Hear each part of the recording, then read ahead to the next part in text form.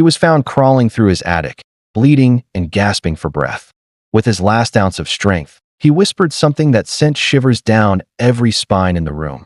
"She's still in the walls." No one understood what he meant, until they started hearing scratching from inside the walls and realized she was never gone. No one wanted the house on Rook Street. Even the banks struggled to sell it, despite slashing its price repeatedly over the years. It stood there like a wound in the neighborhood, 2 stories of rotting wood and silence. Curtains fluttered in broken windows, even when the air was still. Children didn't play near it. Dogs crossed the street to avoid its front gate. And yet, one rainy Thursday morning, a man named David Ashcroft signed the papers, claimed the keys, and moved in. He didn't seem like the type to take interest in such a place. David was unremarkable, late 30s, quiet, kept mostly to himself. A loner, but polite enough when spoken to. He had no family, no close friends, and no known reason to settle in a dying town where everyone either left or stayed trapped. Some speculated he was hiding from something. Others thought he was just desperate. But the real question, the one no one dared to ask aloud, was why that house? The rumors about it stretched back decades. Some swore it had a history of sickness, that every family who lived there eventually fell apart. Others whispered about a girl, a teenager who had vanished there in 1997. Her case had gone cold quickly, as if the house itself swallowed the evidence. The last anyone heard of her was a single 911 call, barely audible, a whisper, "It won't let me leave." David moved in with almost nothing.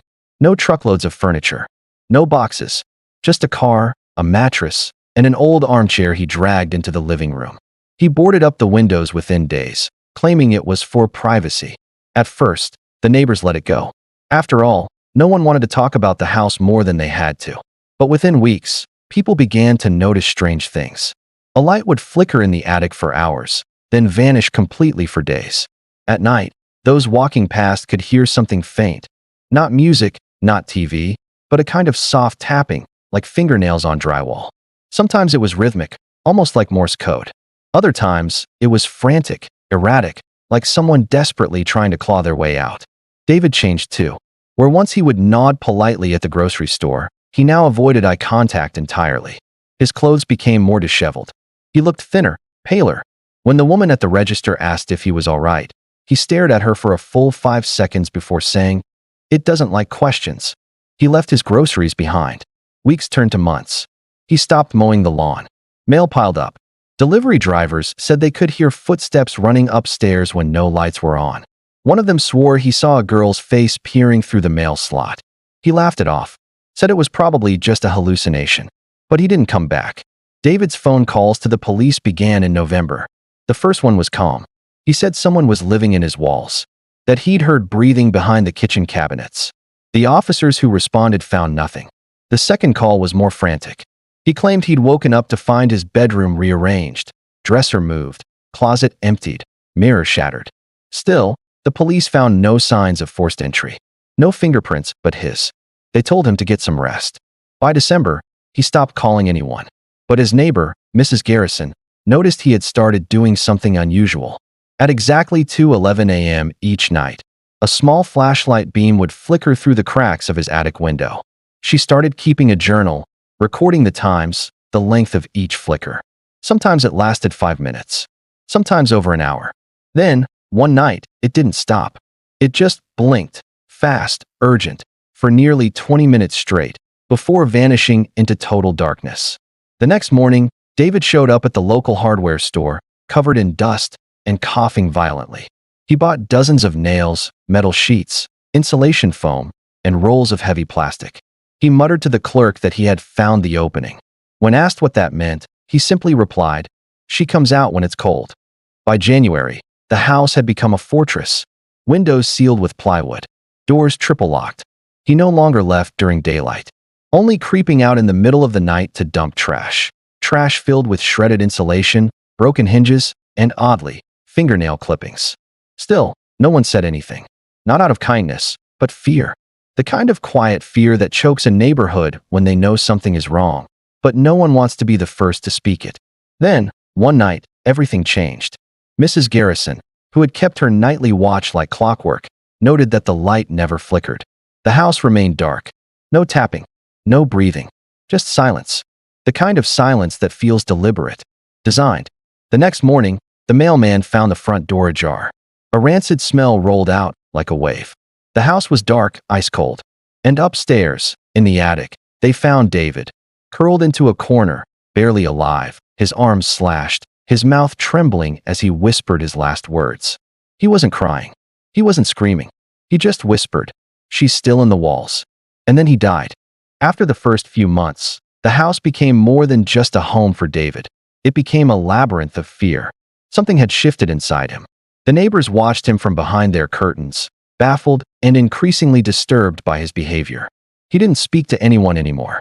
His eyes darted constantly, never focusing on a single point for long. His clothes hung looser, his skin appeared washed out, and his hands were always trembling. But it wasn't the look of a man sick with illness. It was the look of someone being hunted. He began sealing vents, one by one. At first, it was just duct tape and rags stuffed into the grates. Then he escalated, tearing them out entirely, replacing each with thick metal covers bolted shut with industrial screws. He didn't hire help. He did it all himself, working through the night, grunting and muttering as he hammered away at the only places that allowed the house to breathe. Those close enough could hear the things he whispered while he worked. "She's listening. Always listening." And once, even more chilling, "She thinks I don't know she moves when I blink." David became obsessed with the walls. Not just the idea of what might be behind them, but the belief that someone was using them. He drilled tiny holes into every room, into every surface he thought might carry sound. Through those holes, he inserted flexible cameras and cheap microphones, all wired to a small monitor setup in his bedroom. The screen flickered constantly, a grid of grainy black and white feeds. But he never looked away. He barely slept. His entire life became a mission to confirm what everyone else dismissed, that something, or someone, was inside the house with him. He kept logs, hundreds of them, spiral-bound notebooks stacked in uneven piles near the foot of his bed. Pages filled with time-stamped notes like 2:16 a.m., soft humming in southeast wall, 2:32 a.m., pressure change near air duct, 3:01 a.m., laughter, high-pitched, definitely female. But whenever he called the police, and he did, repeatedly, there was never any evidence. The house was locked from the inside. No footprints, no signs of tampering, no forced entry. The officers, growing tired of his calls, suggested psychiatric help. One of them even said, "Maybe you just need sleep, sir. You're not in danger. There's nothing in your walls." That phrase broke something in him. From that day on, David refused to leave the house. He canceled all deliveries. He stopped answering the door. The next time anyone saw him, he was pacing his backyard, shirtless in the snow, frantically scribbling something into the dirt with a piece of wood. A symbol, a looped spiral with slashes through it. Over and over again. Inside, the house was worse. It was no longer just sealed, it was gutted. David had torn out entire sections of drywall. In the hallway, there was a gaping cavity that exposed the inner skeleton of the home, wires dangling, wood splintered. He started installing motion sensors and proximity alarms in narrow crevices, even inside the bathroom mirror, convinced that whoever was haunting him had figured out how to move through the framework of the house. He once wrote in his journal, "She doesn't need doors. She's made of silence and space."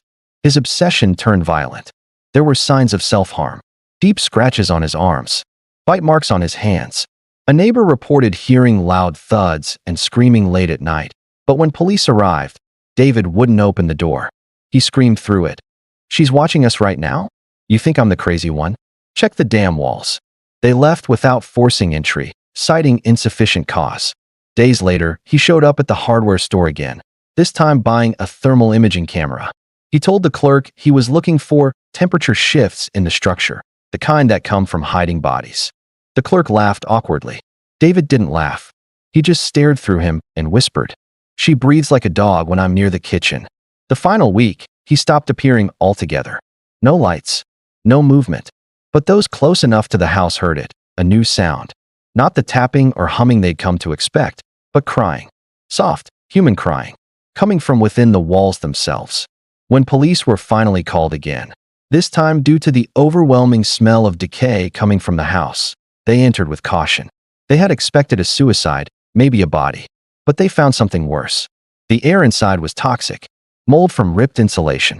Piles of rotting food. Every room bore the scars of David's descent. Slashed wallpaper. Wires ripped from the ceiling. Crude drawings carved into the floor. And in the attic, they found him, barely breathing, curled up in a fetal position, eyes wide open, unblinking. His body was covered in blood. Some from self-inflicted wounds. Some from something else, scratches that looked like fingernails. Long, jagged ones. When paramedics tried to carry him out, he whispered something over and over. "Don't leave her here. She'll follow me." And then, just before his body gave out, with his last breath, lips dry and voice hoarse, he said, "She's still in the walls." The attic fell silent again. But as the team descended the stairs, one officer paused. A light scraping sound echoed behind the hallway panel. Like fingernails. The house was sealed, but not silent. Even after David's body was removed, the place felt wrong, as if it exhaled a breath no one wanted to feel on their skin. The investigators didn't speak much as they moved through the wreckage. Walls half ripped open. Electrical wiring tangled like vines. Cameras perched like watchful eyes in corners.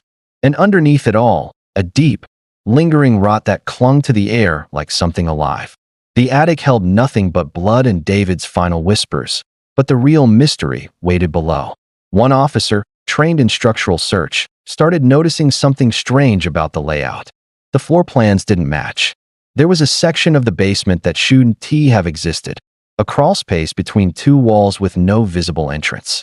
But the thermal scanner picked it up. A small, warm space. Warm in a house with no electricity and no working heat. That's when the sound returned. It was faint, soft scratching, the kind that could be mistaken for vermin if not for its rhythm. Then a knock, not loud, but purposeful. Measured. 1, 2, 3. Pause. 1, 2, 3.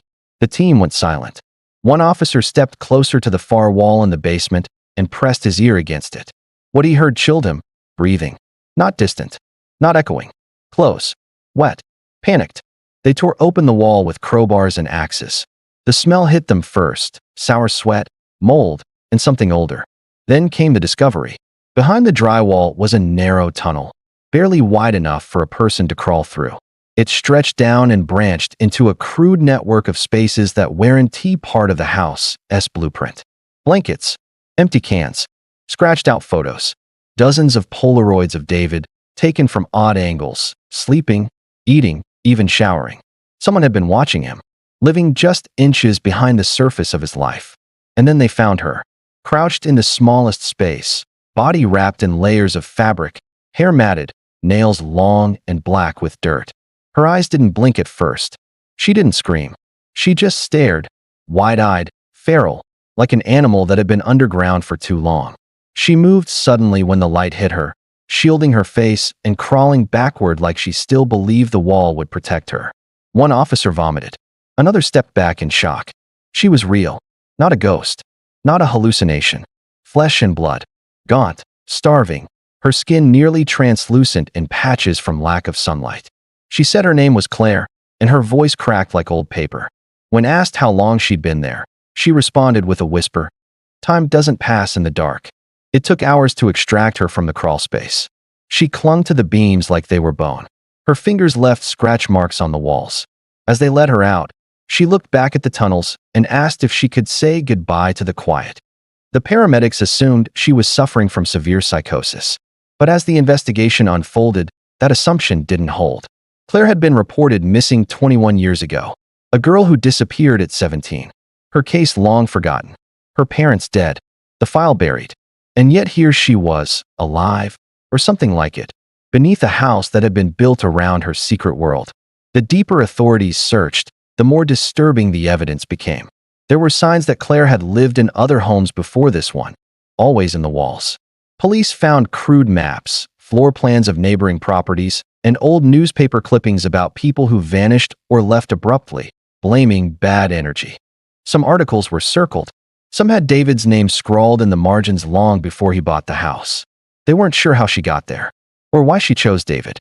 But what they discovered in her makeshift tunnels suggested she had been studying him for years, observing him, choosing him, not to harm, but to inhabit, like he was just the next structure she needed to live inside. David's journals filled in the rest. He'd known she was there.